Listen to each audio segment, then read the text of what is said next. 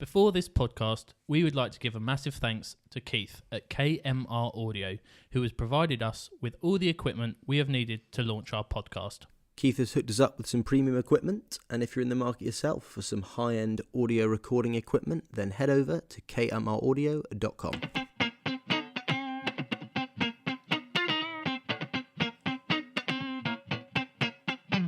The balls are shown. The balls are shown. The balls are shown. Hello and welcome to The Ball Sessions, a podcast where we delve into the lives and the stories of successful millennials. My name is Ross Jeffries and I'm joined by Henry Martin. Hello. And Tom West. Hi, Ross. For session 4, we are super happy to have Keyu Sumaria, co-founder of Oblique Life. Keyu, thanks for coming. Welcome, it's my pleasure. Can you give us a brief overview of Oblique? Wow, brief. I'll try and keep it brief. So, Oblique Life, I founded with my two older brothers, Romy and Shonal. We grew up in Kenya. I was born in Kenya. Then we moved to Kent, where I met Tom West. He's sitting with us today. Yeah, I'm here. Hey. Was in class with him for 2 years. And then, went to 7-8 school. And then we all ended up studying at UCL. And I'm just hopefully graduating in a few months, if all goes well. Good luck. Thank you. And then I think it was when I moved to London from Sevenoaks, 2014. We thought Oblique was just beginning. And the whole concept of Oblique was about people. It's about bringing people together where they can actually connect and meet in real time. And this was a time when dating apps were coming together. And there was lots of social events were happening online. So we thought daytime parties, which is a big thing in New York, was a good way to get people meeting and socializing whilst having fun. So that's when we brought Oblique brunch parties together. We did them every 6 weeks to 8 weeks, and they were a great success. But the long-term plan was never to become an events company. And then a year later, we thought, we're working with 3-4 really good venues. How do we make the most of this opportunity? And this is when we started to develop the Oblique Life. So 2016 was when we started to just build it, work with more restaurants, more bars, fashion brands. And then we thought, let's see if we could work on a 24-hour basis with these brands. So create a community of members who pay a fee and they get access to these venues, get discounts, and get to know each other. So that was how Oblique started. And whilst we were growing Oblique, we really kept these 3 core elements, which are the people, community, and experiences. So community, in the age we're living now where everything's so hostile, people are always, arguing, there's issues around us. It's important to have a strong community and feel part of something. So that's one of our core elements of Oblique. The other is people. London, social people, like-minded people with all backgrounds. So it's another key aspect for people to meet people in person, doing different things. And the third thing was experiences. So the best memories we have in life are experiences we had in the past. In the future, we're excited about what we're going to be doing next. So that's what really brought together Oblique. And we've grown hugely from the last year and a half. So we officially launched in March 2017, the Oblique Life.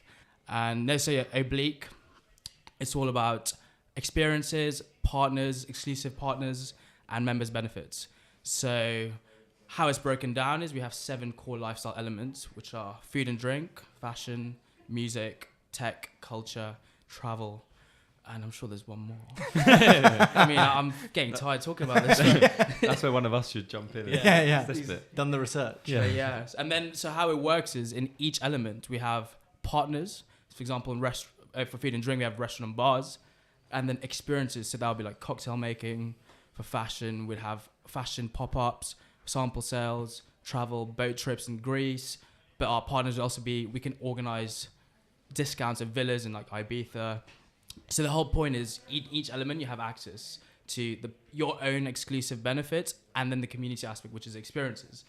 And then the lifestyle management service is an extra thing which members get access to. And then that's broken down to social concierge, travel concierge, and lifestyle management partners. So to make that into simpler, to make it more simple to understand, if you want to plan a trip to Greece this summer, we can help you do that. If you want to do a birthday next week in Shoreditch, we'll help you plan that at one of our partner venues. So it's just helping people fulfill a London life and live a holistic lifestyle without worrying about anything. So message Oblique whenever you want through the iOS app and we'll get it done. So it's really about helping people just fulfill their London experience and just make it easier to live in London. And one thing I kind of noticed when I was doing my research on the company was the help that you kind of give people. It's not just these kind of amazing experiences, but there was a concierge service for the everyday. Exactly. So we call it the Make It Happen concierge Okay, yes. service. And but the word concierge is actually a unique thing. So we've always talked about concierge. I think I mentioned it 20 times already. And it's actually a confusing word because there are brands like Quintessentially, which is high-end concierge. But if you speak to a millennial, they won't really know what concierge is. If you speak to a high-end and more upper class or 30, 40-year-old, they would know what concierge is because they want to get their private jet or whatever. Yeah. So we call it the Make It Happen service. And it's simply, we will make it happen, whatever you want. Yeah. I mean, those guys are loving it, you know. They want something to happen tonight. But never. So yeah, it's all about making it happen. If it's just tonight, booking a restaurant for one of our members with his girlfriend, we can get it done. If they want to plan a trip, a stag do in Slovenia, we'll just make it happen. We may not necessarily always have the capabilities to do it, but we'll always guide them into the right direction. And like for a brand, the membership is £160 a year, £18 a month. It's very affordable for millennials.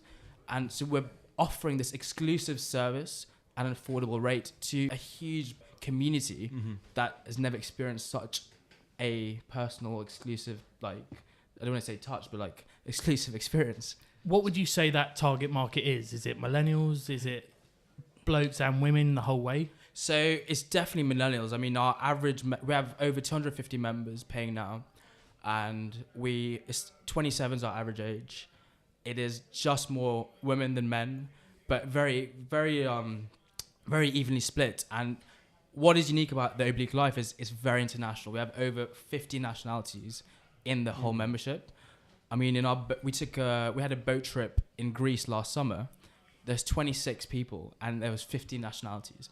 So 3 boats, and you can imagine like 50 nationalities from Africa, Asia, Europe, America, but it's just a big mix. And that's what we really believe in. Like, you can be from anywhere in the world, but you have the same interests, the same like-minded and like approach to life, and we just bring it together. Do you think the fact that you were brought up in Kenya has meant the fact that it's opened your eyes a bit more? 100%. I mean, we're really fortunate to have grown up in Kenya, and Kenyan people are very outgoing, and a lot comes to London to work, a lot have family here.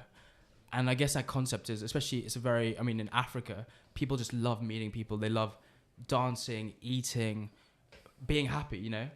And I mean, growing up in UK, people love it too.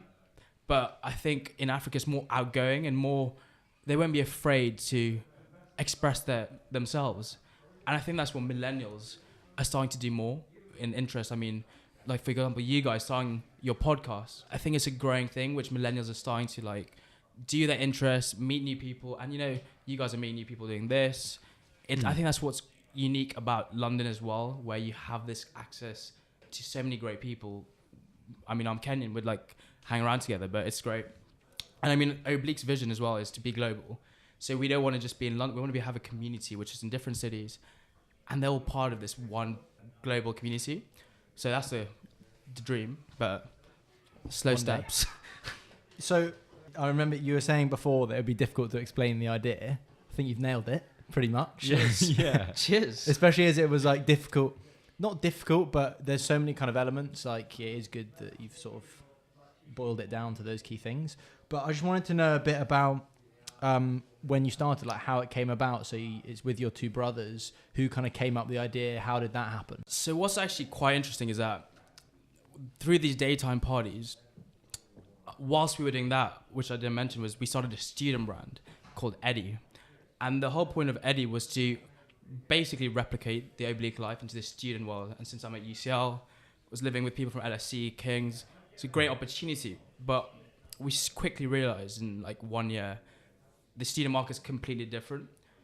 And so, but by doing that, we thought there were some students who were very interested in Oblique because they had a bit more disposable income and they wanted to live this holistic lifestyle. And then over the last year and a half, it's amazing seeing brands come to us, venues such as Opium and like 68 in Boston, big bars, good restaurants, fashion brands saying we want to be part of the Oblique Life. So it's not like us, we're trying to convince them saying, please give our members a discount on access. It's more, we're at a stage where people are saying, we really want you to promote us to your members or get us involved. And I think that's when we realized we're doing something right.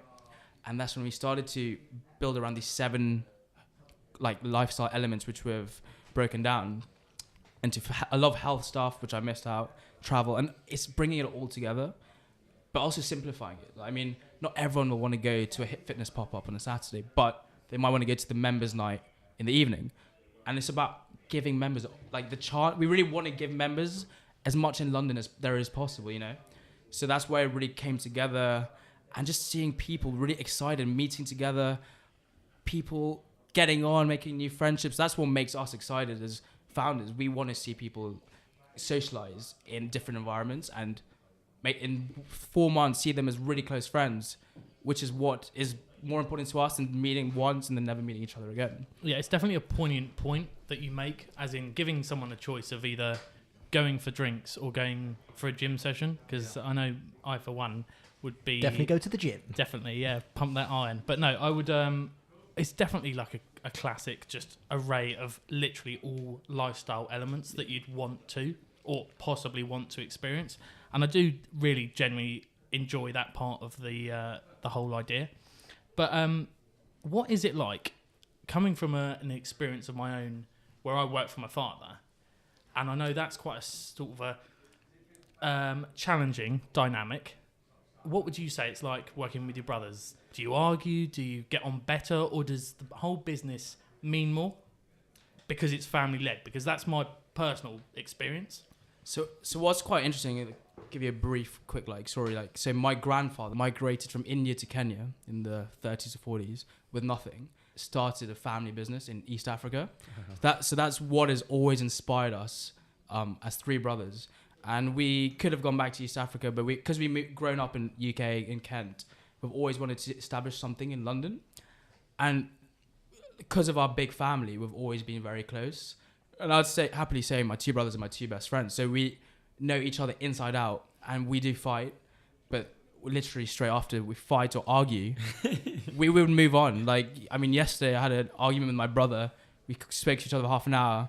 10 minutes later, it's like, oh, you need to update this website. I'm like, cool. And it's just like, because we get on so well, we're very similar in our different ways.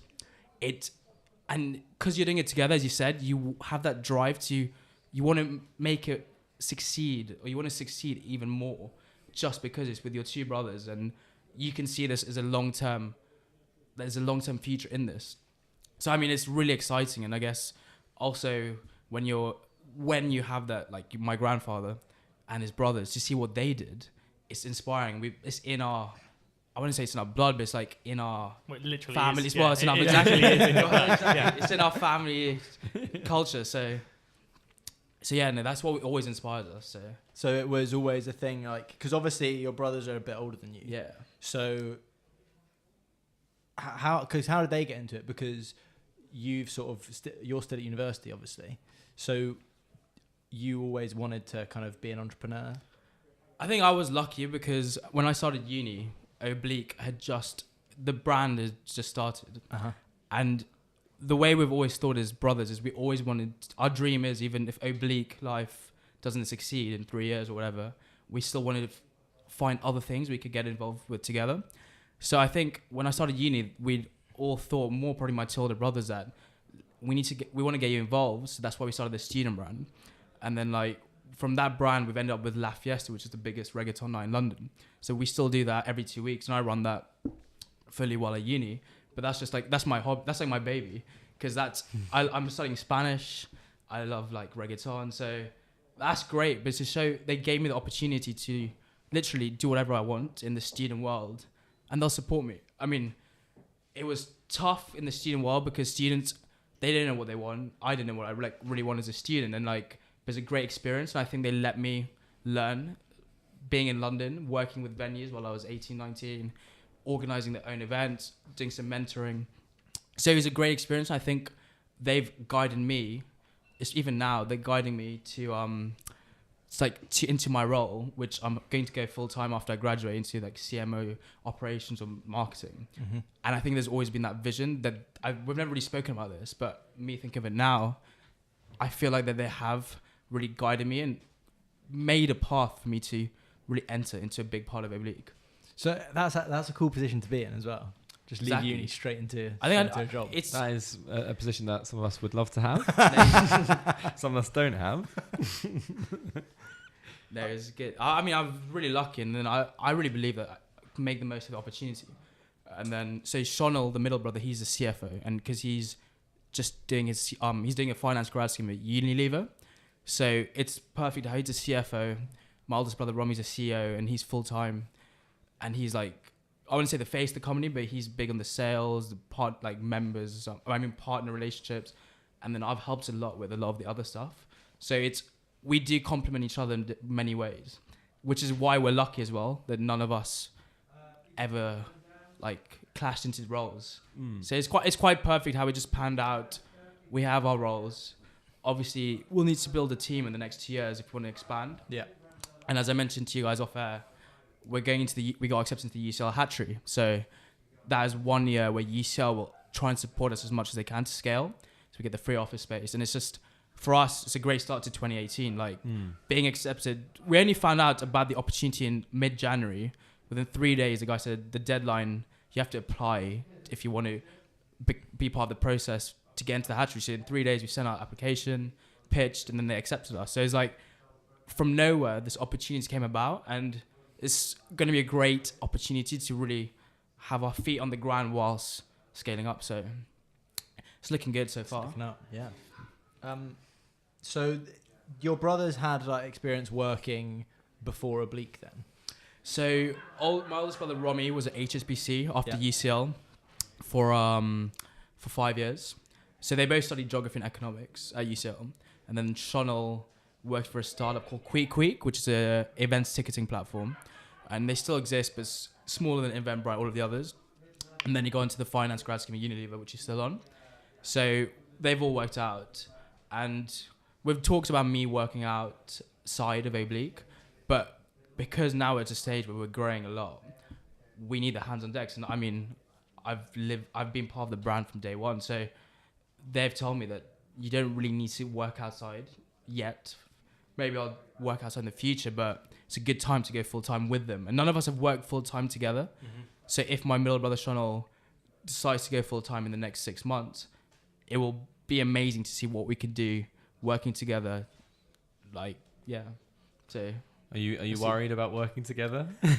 I'm excited. I mean, it'll be funny because I guess because we're 3.5 years apart, we've never actually really lived together. I mean, I've lived with my oldest brother for 1 year. It's never been three of us in an office. We've worked together, like obviously in our flat office. Yeah. Often, but full time. It will be interesting, but obviously I can't wait. It'll be amazing. Yeah. Yeah, exactly. It's seriously cool. And I think obviously the fact that they've got experience working in like big time jobs Exactly. massively help as well. I think that's what they also said, because the culture is so different. Yeah. In a big company, and you realize when you work for yourself, everything's on the line. I mean, small stuff like, so this is our membership card, which you can't see. So it's like a black metal card we need to get engraved for every member, and each year they get a new card because it's an annual subscription. But small things like this, like we need to go make sure the engravers get engraved, send it off, but we can't rely on anyone to do it. Yeah. And so we'd have to like obviously send out the envelope, all of it. And it's these small touches you don't realize. Like you can bang on the table. It's actually, Yeah. it's like For the viewers who can't see it, is You're about to hear it. Yeah, You're about to hear the card. There's the There card. it is. there it is. But it is a metal kind of membership card, I guess. So. And so what does that do? You go to bars and places in London, present that card. And then you get your discount at the end of when you pay for the bill. And so how did you build up that bank originally? Were you part of that, or was that more your brothers taking that on, where you went to bars, restaurants, and you went, this is our idea and we're going to try and build up a subscription base. Can you do us deals?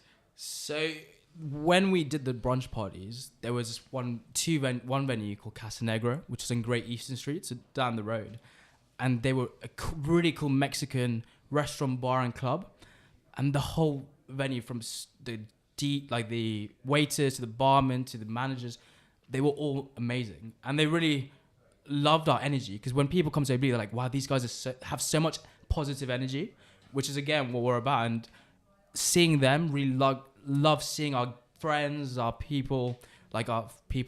so seeing our friends, it was great. We saw an energy, a connection. So with the venue, we were like, what if our members, they come without us, how could we help them? And that's when they're like, well, we can offer them 20% off on food, drink. We did some club nights there as well. So it was great. And then we saw that there is a market, like, we can't always be there when people want to go to a venue. So there is something bigger where they can go by themselves. And there's been a few brands who offer discounts. I mean, we don't really promote the discounts either, because it's all about the people and the community. But a benefit as a member is you do get these discounts. And I mean, which is what members really appreciate. And best thing is, a lot of our members, they don't care about the discount, but they care more about the booking of the restaurant, the quality of the restaurant, and then the plus is, wow, I get 20% off my food and my drinks. So it was a process where, especially when we didn't have as many numbers, it's hard to convince a venue, oh yeah, I guarantee you we'll bring people. But then again, they need people to go into the venue. They need the marketing. And our community, they are people who'd go back to a venue if they like it. So now it's just a knock-on effect where a lot of venues, they see our members all the time, every day. So at this stage then, so when you're approaching these companies and these kind of trying to get these brand partnerships, was this before Oblique had properly launched, or? It was, yes, it's before we officially launched last March, because we were still bringing it up. We had like a soft launch here where the Oblique community came to the brunch parties. We'd give them a membership card just to check it out, so we could see how it would work. And there's many things which worked, but there's many things which didn't work. And I guess that's the key about business. You really have to be adaptable. And there was things that didn't work because we didn't like that they didn't work. But for example, Casa Negra closed down, and that was the turning point of Oblique, because once that closed down, we're like, what venues? We didn't have enough venues to really kickstart this, which are the same quality. And that made us move from Shoreditch to all over London. So we have partners like Soho, Notting Hill, Camden, Kensington, so all over. And I think the closing down Casa Negra, which was sad, was also the kickstart to something bigger. So yeah, from then we've moved on to now where we have like over 50 restaurant bars we work with in London. And because of the holistic lifestyle with other elements, we've started to work with a lot of brands and a lot of brands in well-being, health, fashion brands. We do a lot of cultural experiences. So it's really great. We're helping musicians as well. Because we have a gig once a month, helping on like musicians who are trying to make it, really push them out. And like as our community builds, for them it'll be even more amazing to have like core fans. So it's all coming together. Yeah, and with these brands that you're approaching, is there a set criteria that you're looking for, or is it just kind of whoever's open or available? We've got to like a moment where we're more specific with which brands we work with, and they have to.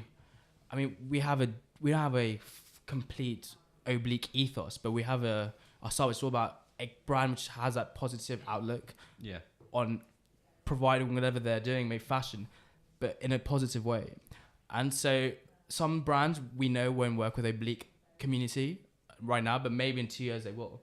And so we are cautious, because we believe, what's the point of partnering with a restaurant where none of our members go to that area? It could be great to have another name on the app or on the website, but if people don't use it, we think, what's the point? And you don't want to do it just for the sake of doing it. Yeah. Exactly. So like, it's more behind the actual identity of Oblique, just as opposed to, we can just say, we've got 66 partners instead of 65. So you hit the nail on the head. So in the last year, we've got rid of 10 to 15 partners, but there was a reason, because it's like, it's great to have a list, but we know our members prefer these venues, and now they're going to them even more because it's just cleaner as well, because they see less venues.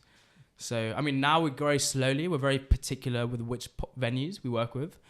And it's a great, you're doing something well when you get to that stage where you're like, we start to critique venues instead of them critiquing us and what we offer them. I mean, it still happens when they'll ask us, well, some venues will work. Can you guarantee 200 people in a month? I'm just making it up, but sometimes we can't, because it's up to our member when they want to go. But also what we do very well is with our members, on a Thursday night, we'd randomly send them a message saying, we're going to go to Opium Bar, come join. And we'll get a private room for our members, and it's just a way to meet members. So we do spontaneous things around London, and I think members love it, because people in London are spontaneous.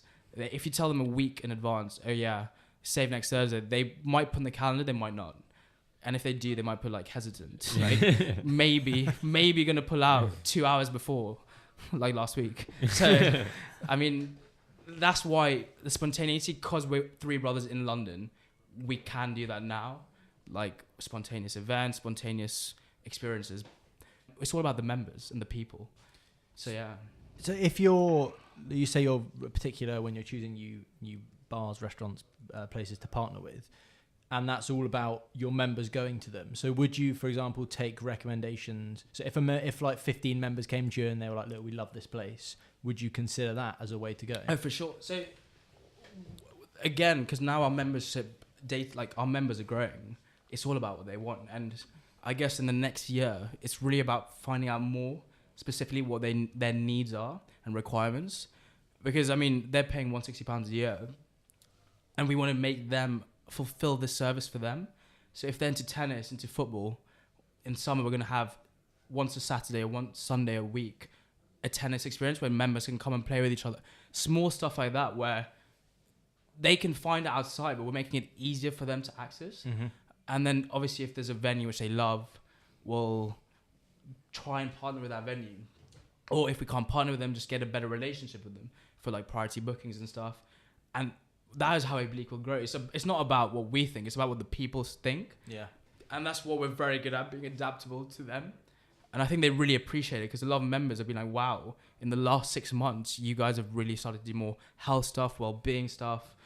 And they're like, for them, this is what they wanted more than the bars and restaurants. And it shows that we are expanding for other types of members. That's really interesting. How do you, or especially at the beginning, like how did you attract more members? Or how did you attract the first members? Yeah, because you were almost saying, oh, we're promising to do this, but we need someone to effectively take a punt on you. You wanted the list to grow without having too much in the way of proof. It's a bit similar to us doing this podcast. We are full of promises, but certain people see them as false promises. Yeah. And we're just as if we're all full of hot air. And by the nature of a podcast, a lot of the stuff is just hot air. Whoa. I mean, But- we can turn on the AC if you Yeah. But it was the sort of, you need someone to actually go, oh, we're going to trust you and actually believe that you're going to do this. It's Yeah. a really good point. And I guess it helped doing the brunch parties, which were very successful. And people could see what Oblique was about, like the positive energy, people meeting each other. And it's during the day. So it's not about getting like pissed. It was about the people. And people did see that. Not everyone saw that. And I think that's what helped. So we did have to rely on our friendships with people, and them had to believe in us that we could deliver a service that they would want to pay into. And I think it's really worked, but only worked to an extent. And it's great to see now there are people who don't believe in what you do, and you will see them, you won't see them. But it's amazing now we're getting to a stage where people are messaging us or applying for the membership without us even having to market it on our own social media channels, messaging them. They literally are just saying, wow, Oblique is doing so much, I want to be part of this now. And it was a challenge, getting people to those events. Like in a month, we have 2 fitness pop-ups, a run and brunch club, a live drawing class, a live music gig. We have a cocktail making experience. So we do lots of things, and a members night. And at the beginning, you don't want an experience which is empty. You want people in them. So at the beginning, you had to. That's why again we had to see what members wanted. So live drawing, we would have never thought that it would be a thing we would organize, but members wanted it, and now it's to a stage where every month we get 15 people in our live drawing class. Fitness pop-ups, we sell out a few days in advance. It's only 12 spaces for HIIT class, yoga, and the brunch, but it shows that the quality and what we're offering, there is demand for it. And it's getting to a point where people are seeing this. So they're trying to get involved more with the brand, and I think it's a positive time. But now it's about marketing, completely outside our circles, but also, again, we're about the people, and them referring other members or future members is what we think's probably the most effective way of getting new members. So on our app, there's a referral system where if you can refer a friend and then you get members points, and then once you reach 1,000 members points, you get a free bottle of Prosecco or an Oblique, or if you don't drink, something else. So it's also about them feeling like they have the empowerment to, if they promote to friends, they do get something back. So it's not something we talk about a lot, but I mean, they definitely got referred, and they're like, free bottle of Prosecco, but and if you're ever short of models, nude or otherwise, for the life drawing, Henry Martin's unemployed. I am Unemployed and ready to go. But another point you touched on is the running brunches, because you actually partner with High Mood Food. Really? And we actually weirdly have quite a decent connection to them, because I went to visit their shop the other day. And that's our connection.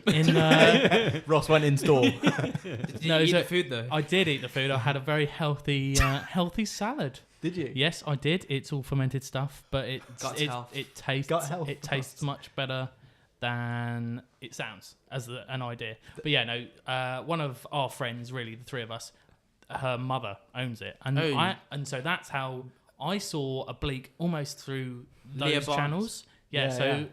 I met her randomly at an IB revision course, and then I messaged her saying, "Is your sister the founder of High Mood Food?" She's like, "No, that's my mum." And I was like, "Okay." And that is pretty awkward. Oh, she'll like the plug though, because I saw her last week and she was recommending podcasts. Shout out. This to world you. is too small. It's weird, isn't it? Right, so it's okay. Getting back to Oblique Life. If I or Tom or Ross here wanted to become a member, what would the process be? So there's an application process. You either get on the website, or if you get referred by a member, you get an email about how it works. And it's a simple application, just a bit about yourself, what you're into, which lifestyle elements you're interested in, and if there's any particular things that you're looking to get out of Oblique Life. And I mean, we're very open because we're still in the early stage of getting members in. We have the application process in case there is a potential member who may be disruptive to the community or just may not really be to what Oblique Life is about. And then you get accepted as a member, and then that's when you get sent an email about the payment. And once you pay, it's annual subscription. So you can either pay monthly. Well, it's a yearly membership paid in monthly installments, which is £18, or a one-off fee, £160 a year. So I mean, it's quite simple, and we believe the application process is essential to get to know a bit about the person before they're part of the community, particularly because it gets to a stage where we won't be able as founders to meet every single member, even though we would want to get to know them, or the Oblique team to know them, so we can offer more personalized experiences or benefits for them. It's something which will be a big challenge about scalability, keeping that exclusivity whilst expanding. And it's a challenge we are really excited to tackle, because it won't be easy and there will be hiccups, but it's going to be a good experience. Yeah, one thing that struck me on your website was the personalization kind of towards your members. I saw a thing where with your kind of concierge service, you could say, I see you're interested in this. We've got an event here which is on that.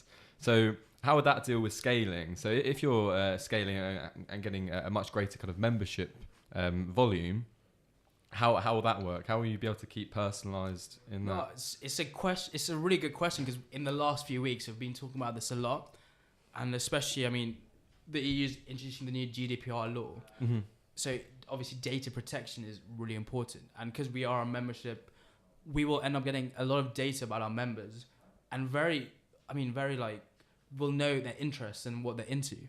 And it's about utilizing within Oblique these interests, or their data, like as in what they're interested in a very clever and very transparent way. For example, it's about us with our database, and it's the back end of Oblique, really organizing it and making it simple for anyone who works for us or any interns. If they want to find people into tennis, it will be very simple to find out, and that's how you keep it personal. And obviously, a lot of brands have automated messaging systems. When you scale, you'll have to introduce some sort of systems which are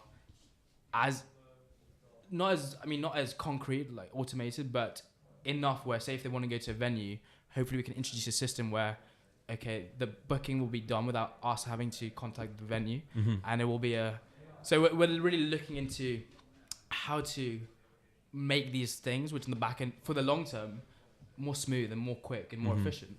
I mean, we're just like starting to hopefully launch an Android app in the next few months. Okay. So the developers of our iOS app, really keen to do that as well. And we're lucky because the way they develop the app, it's a very smooth transition to Android. So luckily we did a lot of back research into finding good developers, and luckily they were friends of my brother. So it all works out well. And then they are going to help us a lot with this aspect of the date, like making stuff easier, such as the bookings, what members are interested in. And it's something which will always change. I mean, technology, it's crazy how fast it's advancing. I mean, when we were in prep school, I mean, I didn't have none of us had a phone probably. Like, I mean, you see kids now of 7 years old, they've got an iPhone. You're like, what has happened? It's in 10 years, it's changed so much. So it's all about like expanding and also accepting technology's innovation, but using it to our benefits. That was one big thing we covered in our introduction, and it was because we'd sort of joined, when we joined secondary school, we were pretty much only had either like a Motorola Razr, which was unbelievable, or like a bit of a block. Yeah, the flip phone. My mum was a Samsung Slidey. I remember your Samsung. And then you Slidey. had to press buttons 4 times to get a T, and you're like, this is a ridiculous thing, isn't it? The photos are amazing. If you go back and look at the 2014 photos, you're like, wow. Of your mates, you're like, was this really us? Because really, without that technological advance, Oblique couldn't really function, could it? So, yes, for sure, where we want to expand, but also how we started Oblique was never with an app. And I think that's what also made us have such a core, close-knit community, or they believed in us. And because we started with just a website, but the website, it's not very, you can't really communicate well through a website. So it's all about, they trust in what Oblique does, and they come either through Facebook, but just through word of mouth. And the app has just been a great addition to make everything smoother, easier, and cleaner. And that was why we were also very happy that the membership was working without an app. So imagine, like, when I show you the guys the app in a bit, it'll make it look really easy. But before, members were being like using Oblique Life, the service, without an app. So I think it's great that we know that it can work without an app, but obviously an app enhances everything, and it makes everything easier, faster, more efficient, and just the user experience is 10 times better or 100 times better. That's also good though, because the fact that it started out as such a personal thing, it means that with the technology and making it more automated, you'll always be thinking, let's still keep this personal. Let's not make this Exactly. Yeah. So, Keyu, before we started this recording, you showed us the app and kind of the functionalities of it. So what does the app offer to your members? So the app has 4 to 5 functionalities, very specific. But so they have a map feature, which lets you know your location and all of our partner events or partner venues we have around you. So, and the best thing about that feature is you can click on one of the venues, which pops up. You end up at a restaurant, and then say you want to go there for dinner tomorrow. You can there's a live chat function, so you can book directly through Oblique, and we'll get that sorted. So there's 2 things. There's a members referral system, which I mentioned earlier. So members can refer other members, and also when members go to events, they get referral points. So for them, it's also they can gain points and get gifts from Oblique. And then there's also a calendar. So if you ever want to know what's coming up next weekend, or have a friend visiting in 2 weeks, you can see what Oblique's got coming up. And then it's simply just got the Discover page, which has the 7 elements, and it's very simple. If you're looking for something in music, you can go to music, find the gig, buy the ticket. So it's just a very simple, functional app. And obviously, we're planning to add additions, improve it. But right now, members are very happy with the user experience. And we're actually really happy that we're lucky that our developers really delivered what we really wanted. So far, so good. And yeah, that's It's a really nice app. I really like the app. But I was just wondering, without getting too like personal, how did you like fund? Because I know app developing isn't the cheapest thing in the world. Like, did you have to like secure funding for that stuff, or was it like just mates doing a favor, or? So with because Oblique is a revenue-based business, we've never really had any major costs, and the only major cost has been since when my brother quit HSBC to go full time. He owns his flat, so it's an office flat, so that's already a saved cost. And so the main cost is his salary, and then obviously this app, iOS app. And because he was banking and my other brother's been working, they had enough funds to invest in the app themselves. So we were we're all lucky that we were able to get the app made without looking for funding. And this funding is something we'll be looking for in the future. But as we've grown so much in the last 2 years of where we got to now, we'll be looking for funding to get more marketing money, get the Android app made.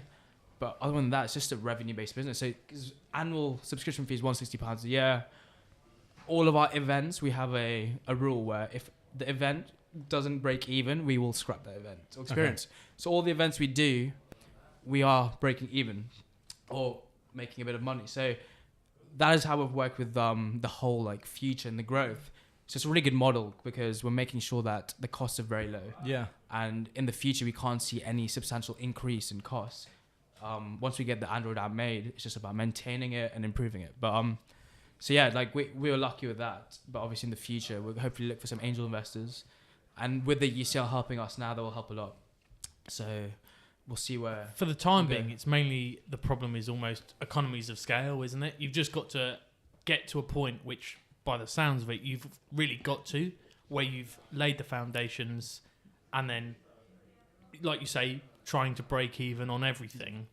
And now you've got to that point where you break even. Now you can just look at growth. And I think that's really important for the future. Exactly. And like, I guess the last year from March to now we're in February, you could say like any brand needs a year of testing. And this was our official testing year where the app was functioning, members were active, they were using it. And it shows that we've got more members.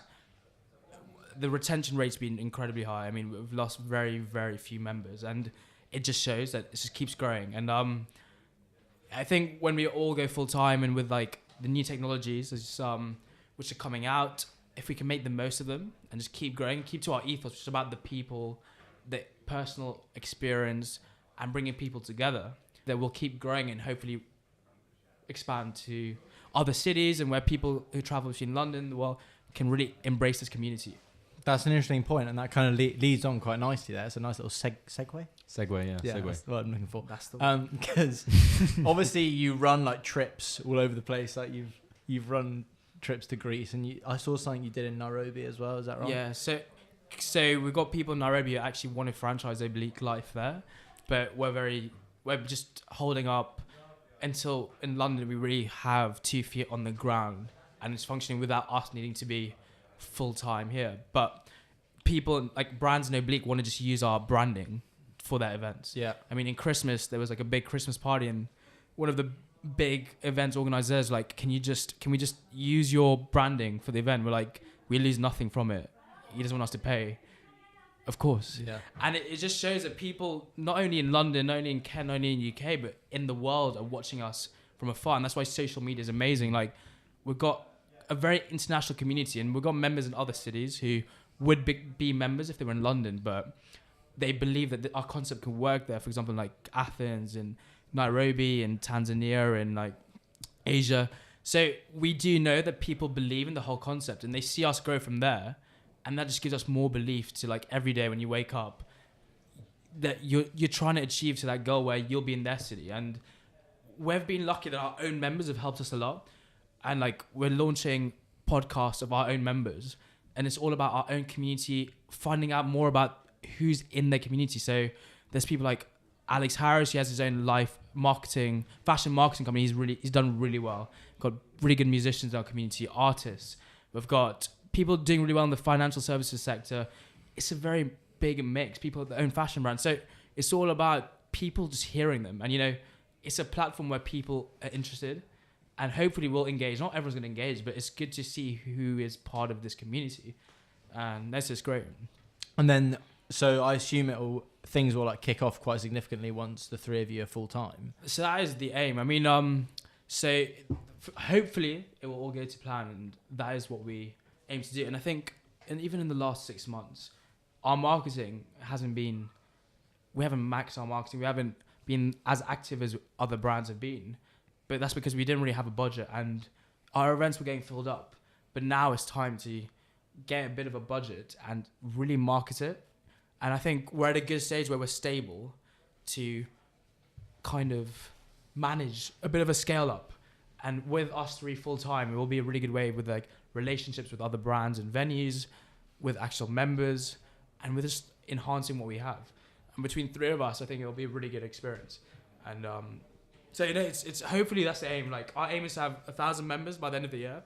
Right now we're just under 300 a bit. So we're really getting there. And that's in London. In London, yeah, exactly. And then, without getting kind of too far ahead of things, at what point do you go, right, look, this is successful here now, let's take it international, let's take it somewhere else? So like, that is one of the really exciting conversations. We had one a few weeks ago. But it's also one of those conversations where you have to hold yourself back.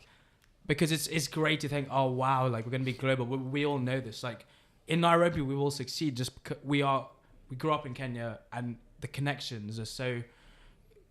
It's such a small community, and people have seen us succeed in London, so it will be big there. But that doesn't mean it'll be big anywhere else in the world. And like we know if we can succeed in London, if you go to most cities in the world, America's a bit unique because they're a very different market, but in Asia, in Europe, in Africa, a London brand can take something there. Yeah.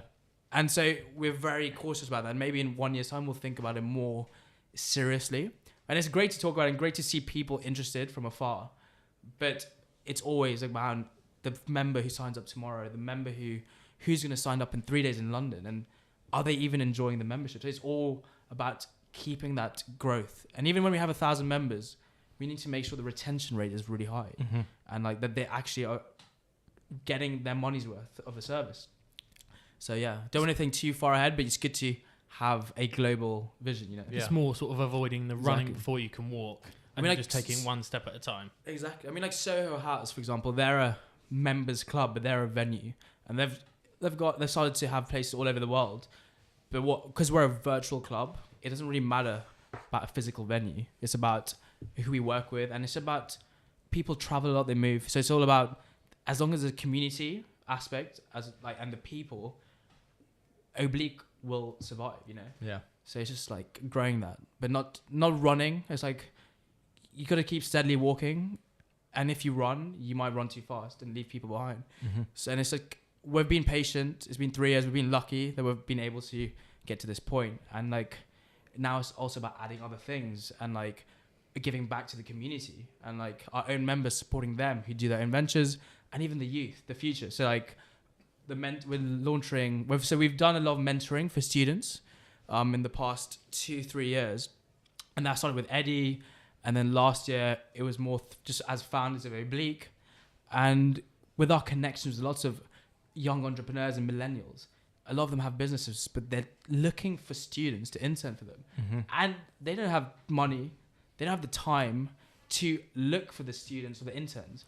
They do have money to pay for a summer internship, but students don't know that. Yeah. And if you're a student looking for a summer internship at a cool brand where you get more experience, exposure, where are you meant to look? No, exactly. Like everyone around us talks about, we went to good unis, like, banking internship, consulting, doing a law conversion. It's like, that's not all that's out there. Yeah, not everyone wants to do that. And it's just like, it does become like you go to uni, that's all people talk about. Yeah. They think that's the only way to get money or achieve what they want, but there's so many other opportunities that exist. I think we found that quite a lot when we were talking to Jesse Wilson of Jubel in session 2, and both he and his business partner had got decent graduate jobs, great roles in big companies, but it just wasn't for them. And I think that was what their thought process was too, and it not matches up exactly because it never is going to in quite a unique style,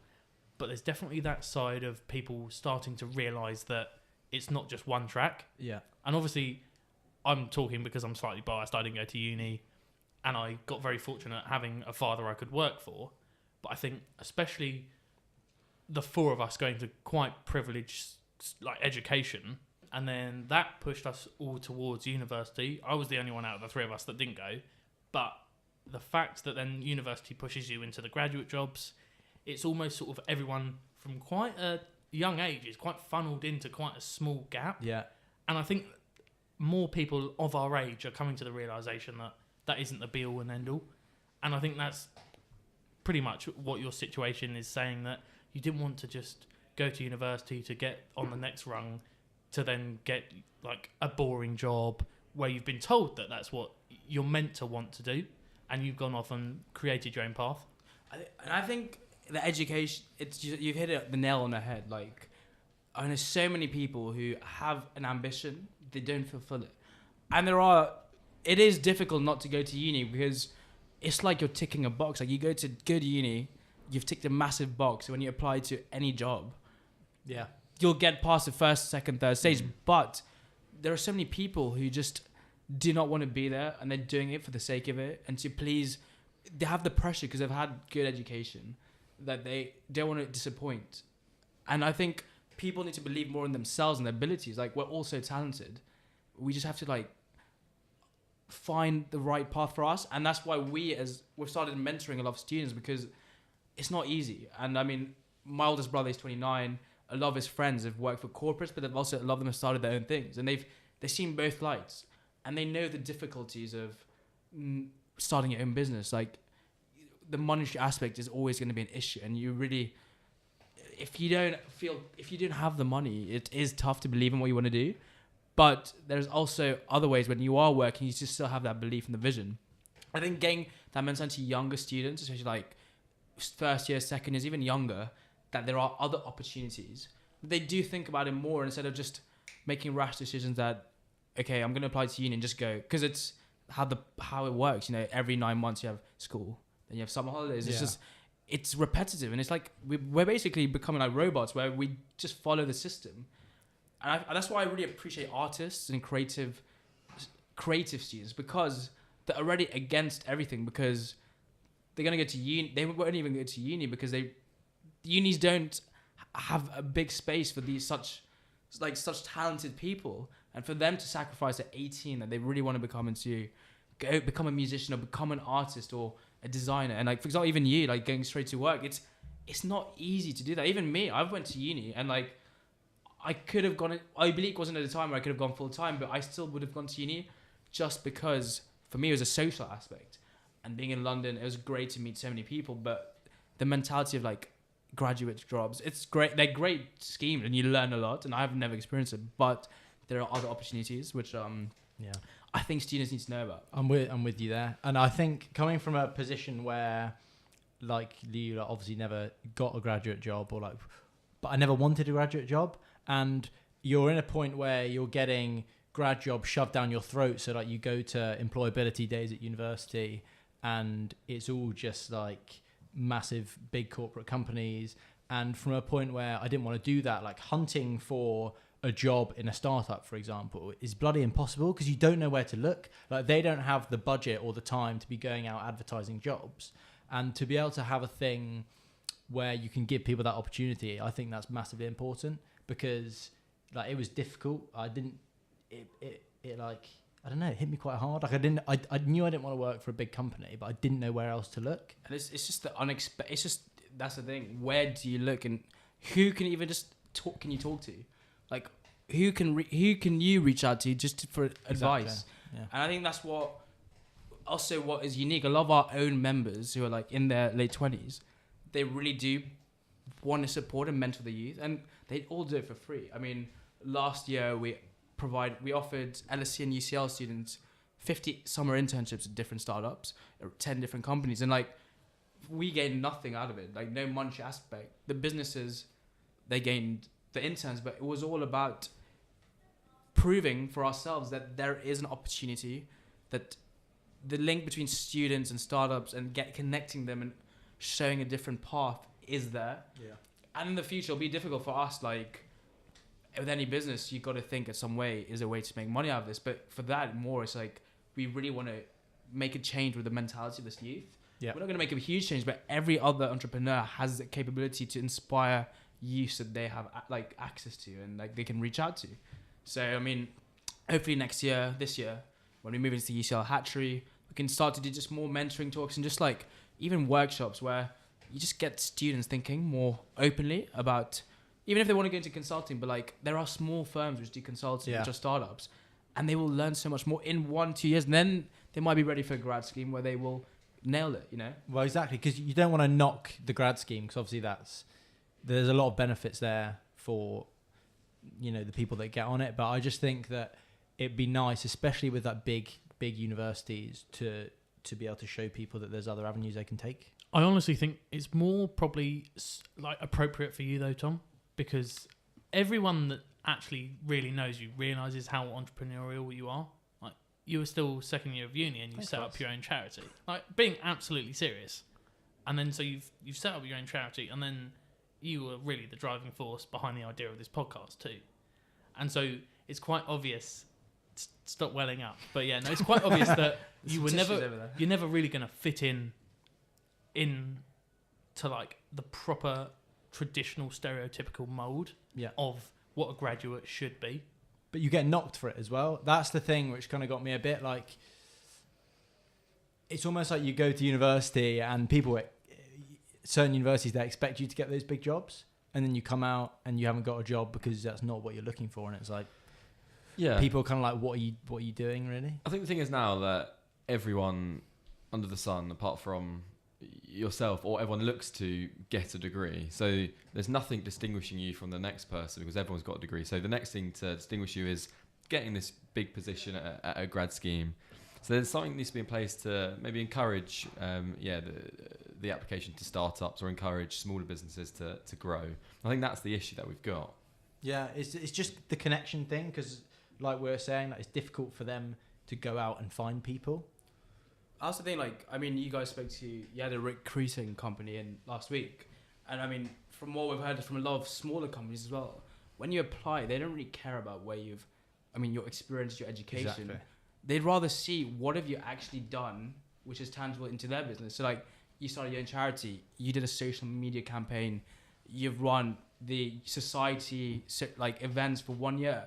That means so much more than saying, oh yeah, I went to school, got these grades, went to this uni. And it's like, what have you done outside the uni? And a lot of these people from we know who look for interns or employees are looking for something different. And like, you'd rather hire someone who will come in with a new angle. They're young. We are the future of business. Like, we grew up in the digital age. We were a bit early as well. So people 3 years younger, their skills with graphic design, editing, using social media will be so incredible. It's nurturing their talent and introducing them to, like, in a corporate, you won't use those skills.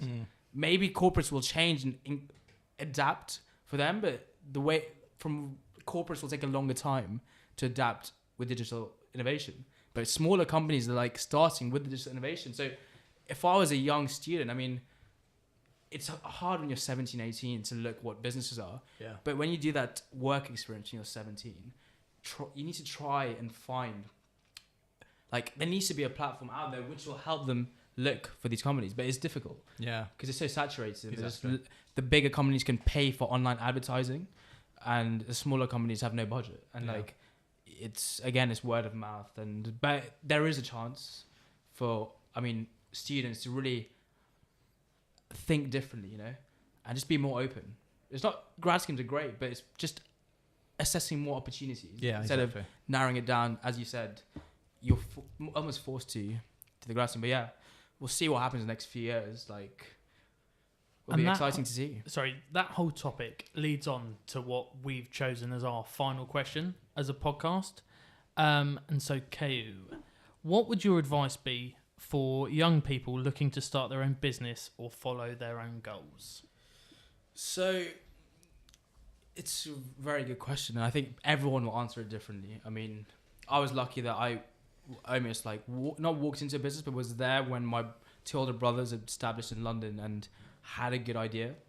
But I think one, whoever you work with, you need to have very open communication and be very transparent with what you're thinking. And I mean, we know quite a few people who have maybe had issues with co-founders or partners, and it will happen to everyone. I mean, we're lucky with 3 brothers, but we still have to be very transparent with the vision, and you got to link of the long term, but also short term. And I think a lot of businesses break down or fail because of a lack of trust and honesty between the core people in the company. And it's easy because in 1 month, the company might be heading in a completely different direction, and one of the founders might be completely against that. And it's just being as open to discussion as possible. And 2, if you believe in what you do, with anything, you can succeed to an extent. Like, I really believe if you follow your passion, you'll get to a certain stage. And at that stage, you might need support to get to the next level, but at least you get to that stage where you're on a platform, and hopefully from that idea to that stage, you can start to have a spectacle. You know, I'm making it quite metaphorical, but it's all about stages, planning, and being very organized in a difficult way, but also adaptable. So yeah, I mean, I think just follow your dream, but be realistic. And it's easy to say that, and easier said than done, but sometimes you also challenge yourself. I mean, like, challenge your idea. You gotta be really critical and accept criticism, because criticism is the best thing for you, because you'll get better. And they might be wrong, and you want to prove these people who are not believing your idea wrong, and see them in 2 years, 3 years, even 10 years. Just see their face when you're like, wow, you guys are still going. Or like 3 years later, Oblique's still there, for example. And it's just like, yeah, we're growing even more. And it's just that those moments are what you look forward to as a business. Like with your podcast, in 2 years, you have friends who be like, but why didn't you guys just get a job? You know, it's easier, get money. But like, well, it's not about the job. It's about us enjoying what we do and making a difference to people. And like, yeah, in 2 years, we'll see. And like, people will listen to your podcast like, wow, I'm so happy I followed their journey. And other people will be like, wow, I can't believe I missed 2 years and not listened to their podcast, you know? Hopefully. Yeah, exactly, hopefully. But, like, and that's what you want to strive for, like, prove people wrong, and you always challenge yourself, so yeah. So I think that's about time we wrapped up session number 4. Thank you very much, Keyu, for coming on. It's been my pleasure. Hopefully all those plans for growth come to fruition. And if you want to check out Oblique's website and social media, please head over there, especially if you're in the London area. Thank you all for listening. I've been Henry Martin. I've been Tom West. And for as long as I can remember, I've been Ross Jeffries. Thank you very much. Sorted. Woo. Nice one. Sweet boys. Thank you very much for listening to session number 4 of the Bull Sessions, where we are joined by Keyu Sumaria from Oblique Life. Don't forget to subscribe to the podcast and leave a review. We're really grateful for everyone that's reviewed so far, so please keep them coming. You can find us on Facebook and Instagram, or you could always drop us an email at thebullsessionspod@gmail.com.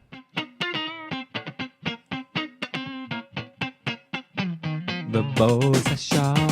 The Bull Session.